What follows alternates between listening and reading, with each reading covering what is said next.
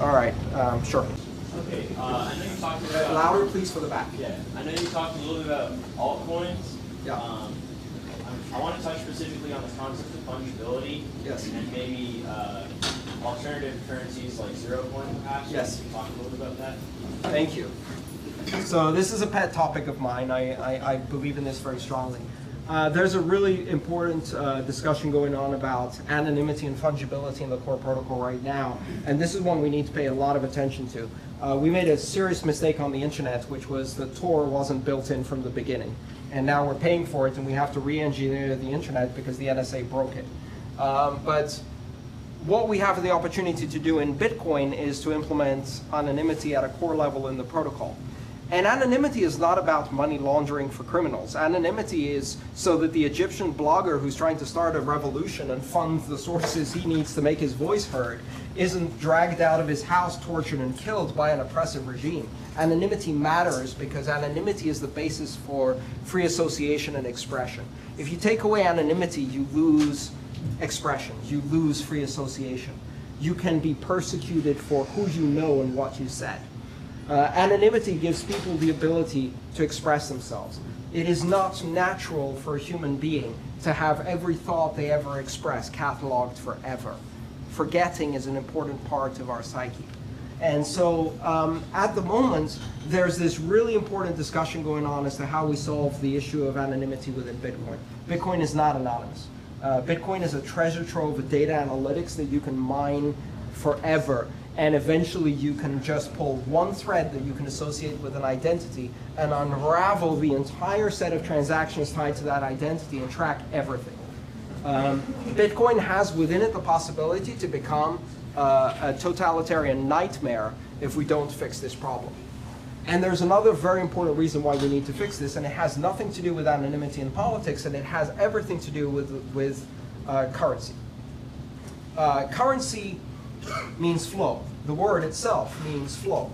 And one of the key characteristics of currency is the fungibility. Fungibility means that any single currency unit is indistinguishable and fully replaceable by another currency unit that's equivalent. So I have $1 in my pocket. It's not this dollar that has a value of $1. It's any dollar like it.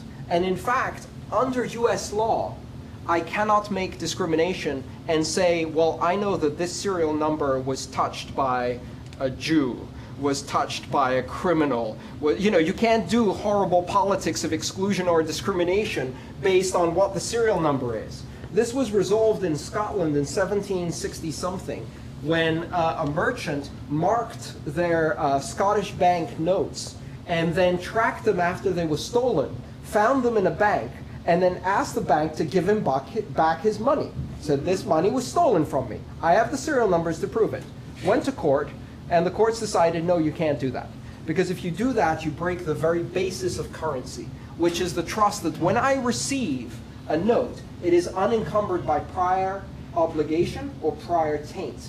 The note itself stands alone as a unit of currency, fully redeemable, without any association to a serial number or something like that, and it is fully equivalent to any other note. Bitcoin is not fungible. That's a problem. And unless we make Bitcoin fungible, we may have a problem where things like coin validation or blacklisting or whitelisting will rob the basic fungibility of the currency. And if you do that, the currency breaks. It no longer works. At the moment, they're trying to sell us the idea of whitelisting and blacklisting as an anti-theft mechanism. That is a lie, and it is a very dangerous lie. Anti-theft mechanisms through coin validation or blacklisting of specific coins will not stop theft. What they will do is they will introduce random and arbitrary counterparties in the process. The people who create the blacklist, the organizations that create the blacklist. Worse, the moment they blacklist someone, and that organization has put you on the blacklist, you sue that organization. So you just drag the entire legal system into a counterparty into that transaction. So now, it's not between the sender and the recipient, it's between the sender, the recipient, the blacklist, and the judge as to whether you can redeem that transaction. And that's not a currency. That is not a currency. That is a possibly redeemable IOU that is heavily encumbered by third-party risk. and you broke Bitcoin. Worse, it won't work, because thieves will manage to remix their coins.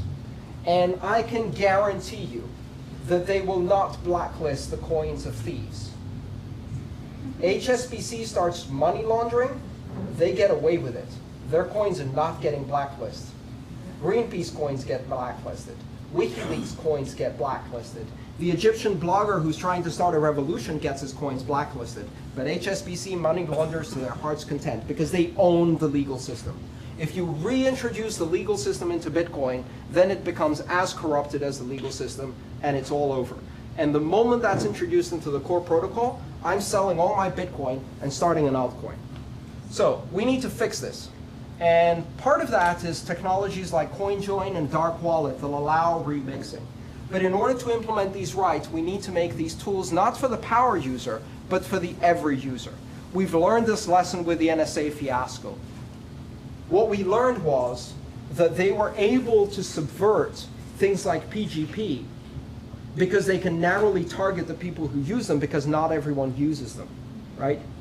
But they were not able to effectively subvert SSL because it's so broadly distributed that because it's used by everyone every time they use a browser, whether they like it or not, whether they know it or not, it's not a user choice. SSL happens, and if you try to turn it off, you can't visit that website anymore. That ubiquitous deployment of common encryption standards was the most effective encryption tool we've ever had in the world. SSL was the most widely deployed cryptographic standard, and it worked because we know that the NSA had a very hard time doing some very narrow and selective compromises of very specific SSL keys. It forces them to narrow their mission to targeted. And targeted is okay, it's part of their mission. It means warrants, it means due process. Ubiquitous is the problem. So if we think about anonymity, the most important thing in anonymity within Bitcoin is what does the everyday user do? My vision is every wallet does full cryptographic coin join on every transaction every time, whether you know it or not. It becomes invisible as part of the protocol. We move a layer above, we no longer see addresses, we no longer see the transaction content, it just gets remixed. And when you're not doing transactions, it's remixing your own wallet and sending stuff between the various addresses you own and recycling them constantly, so that every coin is tainted with every coin. That gives us transaction layer fungibility in the core of the protocol. And to me, that is the most important thing we need to fix with Bitcoin before it goes mainstream. All of the rest can be done in meta layers.